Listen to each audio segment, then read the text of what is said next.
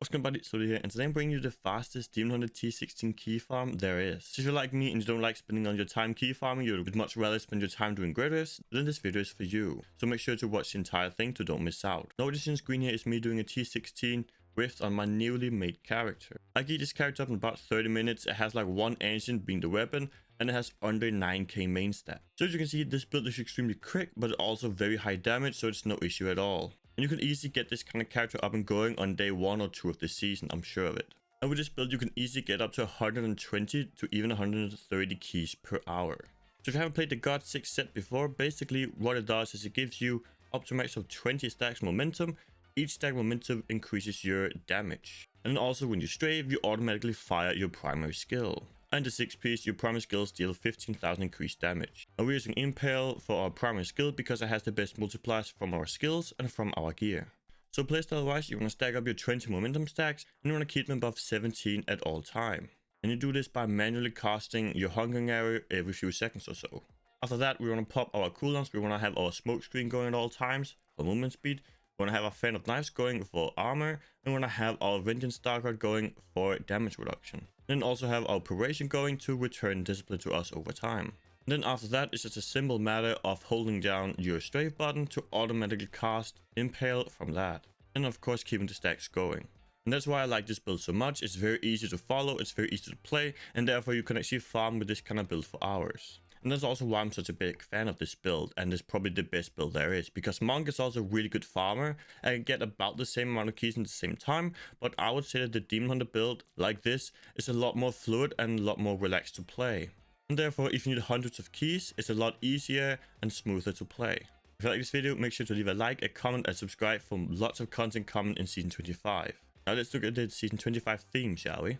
So Season 25 introduces new items called Soul Shards. There are 4 weapon Soul Shards and 3 helm Soul Shards. And these are basically legendary gems, but with a ton of different new abilities. So let's look at Stain of Sin, which we have in our weapon. So you deal 25% less damage. This is bad, but when you kill 50 enemies, you spawn a pool of blood that increases damage done to elites by 150% and lasts for 15 seconds.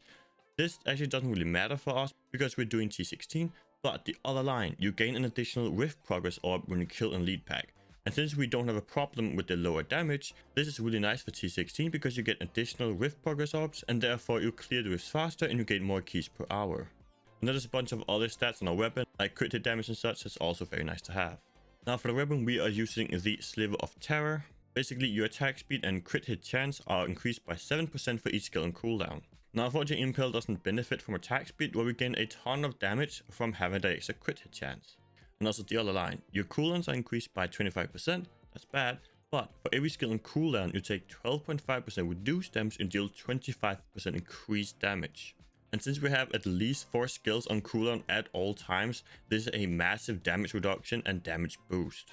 So you can see this build is all about just stacking movement speed, damage and cooldown reduction. Now let's go over the gear and the skills and the passives to show you where all this movement speed comes from. So for weapon, we're using Yang's Recurve. We actually don't care about the multi-shot secondary at all, so if it's 150 or 200, doesn't matter. We're all after the resource cost reduction. Basically, by getting this 40 to 50%, we're able to spam our spenders so much more and get a lot more movement speed from our smoke screen. And for stats, of course, you want high damage, percent damage, maybe some cooldown reduction. For the rings, we are using Rachel's Ring of Larceny. Make sure you have this equipped and your secondary is Chance to Fear on Hit, because as the line states, it gains 60% increased movement speed for 4 seconds after fearing an enemy. That's a lot of movement speed by that. So for the other ring, we're using average span, so we get 30 gold and health pickup radius. This helps a lot with just picking up the progress orbs a lot easier. And of course also gold, since gold is pretty useful for augmenting later on. For the gloves, you want crit, and cooldown. For the shoulders, you want dexterity, always, cooldown and resource cost reduction. Helmet, you want dexterity and crit hit chance. The chest doesn't really matter, just gain some toughness, gain some main stat. As for the belt, we're using Hunter's Wrath. As you can see, secondary, your primary skills attack 30% faster and deal 150 to 200% faster. Make sure you get this as close to 200 as possible. And then also for the stats, you want Hungering Arrow damage and main stat. For the pants, we're using Depth Diggers. The same story, gain a high secondary, so close to 100. Then also Hungering Arrow damage on it and main stat. Boots doesn't matter too much, just gain main stat and some toughness. For next, we're using Squirt's Amulet. This is pretty good damage increase, so that's pretty good. For the braces, we are using the Wassician arm guards. This is another movement speed increase. And of course, for the crew, we are using the 9 series satchel. This is the Hungering Arrow satchel, so your Hungering Arrows is guaranteed to pierce and also deals up to 600% increased damage. This can roll between 450 and 600. Make sure you get one that's as close to 600 as possible. As for the stats, you want something like Dexterity, Crit Hit Chance, and Hungering Arrow damage. For the gems, we're using Taeguk for increased damage and toughness, Simplicity Strength for the increased damage of primary skills, so our Hungering Arrow, and also Boom the Hoarder to get extra gold and movement speed. For the skills, we're using Preparation and Invigoration just to get back discipline.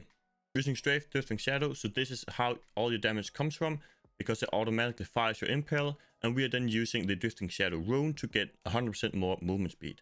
Using Smoke Screen Displacement, this is another big movement speed increase. We want to be spamming this and using this at all times during the rift. Using Fan of Night Splitter Armor for more toughness and also to proc another cooldown in terms of our Sliver of Terror.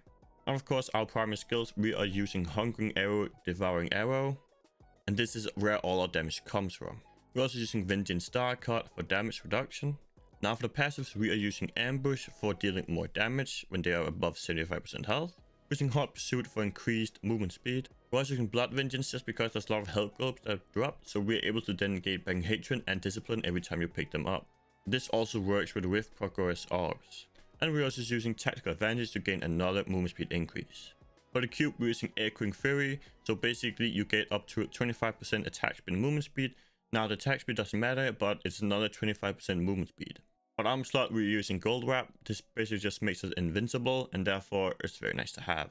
And for jewelry slot, we're using Ring of Rel Grandeur. This allows us to have Gold Wrap, Hunter's Wrath, and Depth Diggers. Otherwise, that would not be possible due to having the 6-piece fully equipped. Now, I haven't even fully equipped my follower, but just gained the main stuff. So of course, you want 2 pieces of Canes to get additional Greater Rift keys. You also want 2-piece Sage just to double the amount of Death Burst to drop. And of course, a Ring of Rel Grandeur to gain the effect of both sets. And then also make sure you have an Oculus equipped so you can jump into those rings. Make sure you have a Flavor of Time and Nemesis Braces to get even more effect out of the pylons in the rift. So basically with this very simple setup, we're able to farm up to 130 keys per hour, and it's a very smooth and relaxing playstyle as well. I hope you enjoyed this very quick video on what I think is the best key farming build there is in this game. So if you found this video useful, make sure to leave it a like, and I'll see you in the next video. Peace out, folks.